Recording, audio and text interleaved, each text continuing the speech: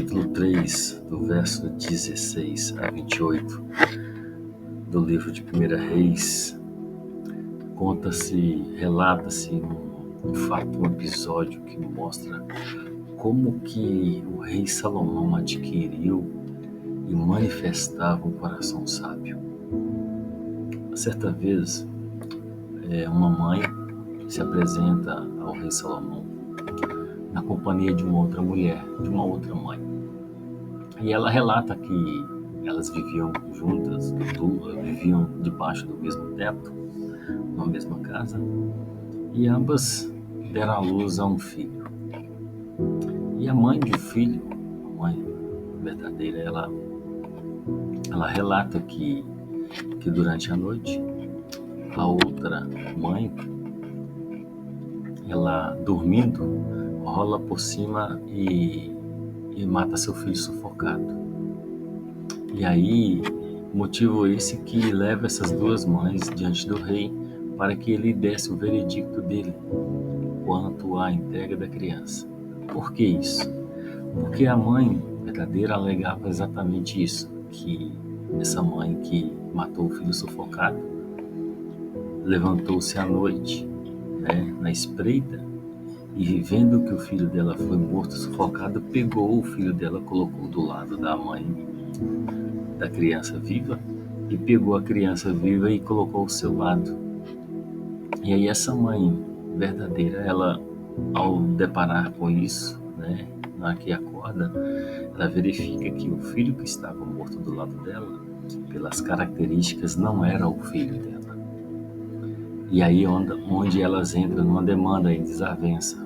E aí elas se apresentam ao rei reclamando cada uma ser aquele filho vivo, o filho de uma delas. Cada uma reclamava que era o filho dela que estava vivo. A mãe verdadeira falava: esse filho que está vivo é o meu filho, porque o dela está morto. E aí a mãe que tinha sufocado o filho falava: não, esse filho que morreu é o filho dela, o meu filho é o que está vivo. O rei Salomão, então, diante dessa demanda, ele ordena que trouxesse uma espada. E aí ele sentencia: divida o filho ao meio e entrega para cada uma dessas mães a sua parte do filho. Então foi uma decisão assim tão radical, no primeiro momento. Mas aquela mãe, a mãe verdadeira, ela com o coração cheio de amor, de desejo de proteger a vida do filho, ela diz ao rei: não, por favor, não faça isso. Pode entregá-lo, para que se... E ela fez isso para que se preservasse de fato a vida do filho. Então, assim, a gente compreende o amor verdadeiro, o amor de mãe, que ela prefere o maior das consequências do seu ato, mas que mantém e preserva a vida do filho. E de outro lado, a mãe da criança que havia sido morta, sufocada, essa não demonstrou esse mesmo amor. Muito pelo contrário, ela declarou assim: nem para mim, nem para ela, que a criança seja dividida.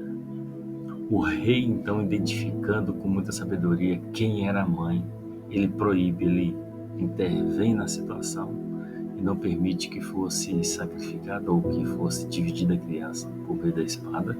Pega então essa criança e entrega para a mãe, fala: esta é a mãe verdadeira. Entrega a criança para ela. E aí eu destaco aqui o verso 27 e 28, olha o que diz, 1 Reis 3, 27 e 28. Então o rei ordenou silêncio e deu seu veredicto: não mateis essa criança, dai à primeira mãe a criança viva, porque ela é a mãe verdadeira. E no verso 28 fala: todo o Israel ouviu dizer do sábio veredicto do rei e passou a respeitá-lo de todo o coração, pois constatou que a sabedoria divina operava em sua pessoa para julgar e fazer justiça. Isso é maravilhoso. Sabedoria do alto.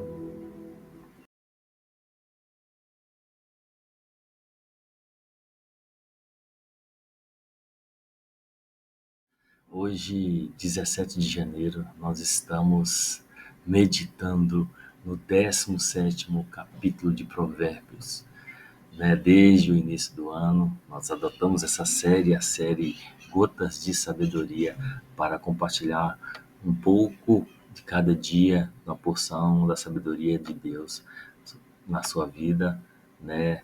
Na vida de cada um, que esse vídeo conseguir chegar. Nós estamos eu quero compartilhar, de fato, alguns versículos aqui do capítulo 17 que eu destaquei. Amém? Mas antes disso, vamos orar? Amém.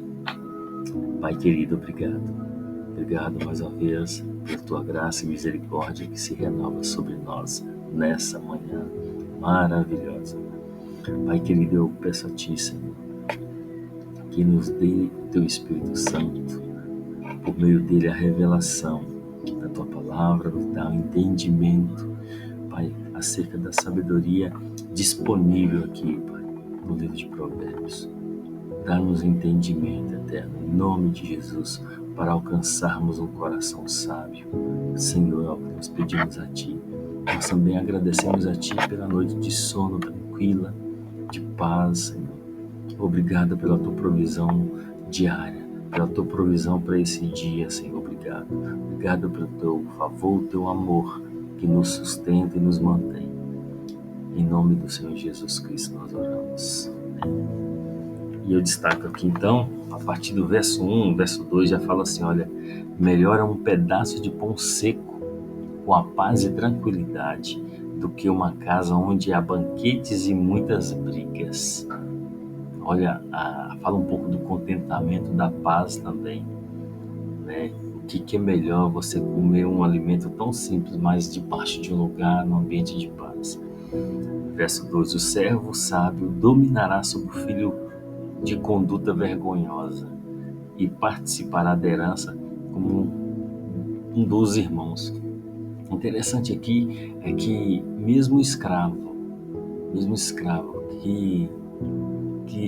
que é sábio, o escravo sábio que vive numa casa, ele dominará sobre aquele filho insensato que não tem um bom testemunho, ao ponto dele participar da herança como um dos filhos da casa.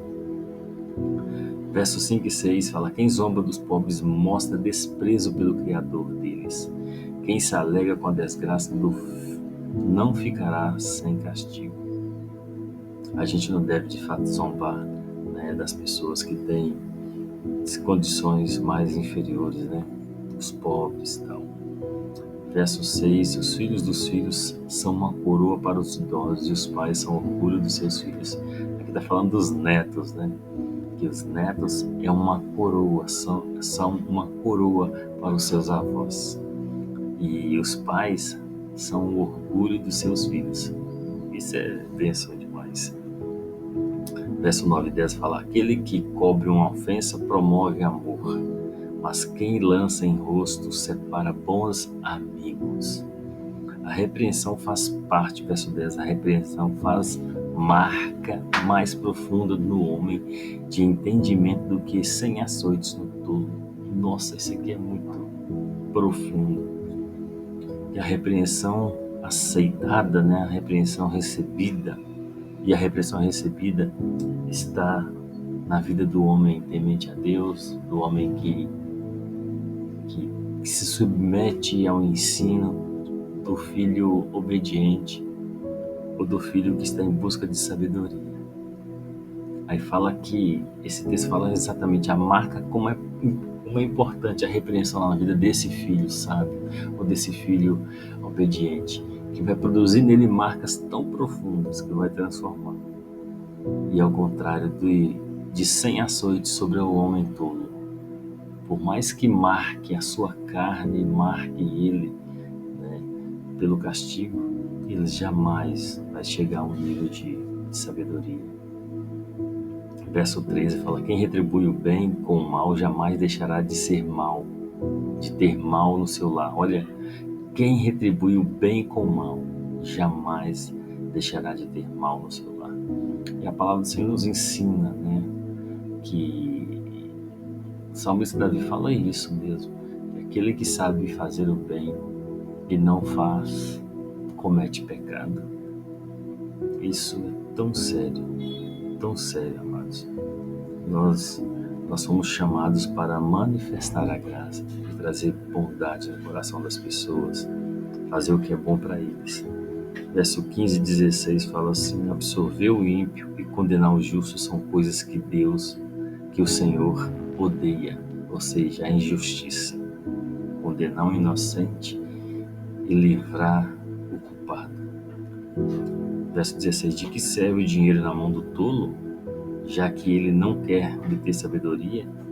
A gente compreende aqui que a sabedoria ela deve ser direcionada para aquelas pessoas, melhor dizendo aqui, é que o dinheiro deve estar nas mãos, daquele que se interessa em se tornar sábio, aquele que busca obter sabedoria. Verso 20: o homem de coração perverso não prospera e o de língua enganosa cai na desgraça. Nosso coração perverso não prospera. Na verdade, o coração, verso 22, o coração tem bem disposto é remédio eficiente, mas o espírito oprimido resseca os ossos. Como é importante ter um coração curado. É importante ter um coração curado, um espírito livre. Verso 24, 26 e 27 fala assim: olha, o homem de discernimento mantém a sabedoria em vista, mas os olhos do tolo vagueiam até os confins da terra. O filho tolo, verso 25, o filho tolo é a tristeza do seu pai e a amargura daquela que o deu à luz. Verso 26, não é bom castigar o inocente, nem açoitar quem merece ser honrado. Está falando aqui de justiça novamente. O inocente tem que ser beneficiado, o inocente tem que ser honrado. Verso 27, quem tem conhecimento é comedido no falar. Mulher fala pouco, quem tem conhecimento, quem tem sabedoria. E quem tem entendimento é de espírito sereno. A gente observa pessoas que são mais caladas, silenciosas, observadoras. São pessoas consideradas comedidas no falar. Essas pessoas tendem a ter conhecimento, a buscar viver uma vida de forma graciosa, buscando entendimento e sabedoria. Verso 28, e aqui eu finalizo, termino, né? Fala assim: até o insensato passará por sábio se ficar calado, se ficar quieto. E se contiver a língua, parecerá que tem discernimento. Que coisa profunda é essa, né? Até o insensato, quando ele se cala, ele se passa por sábio. Isso é maravilhoso.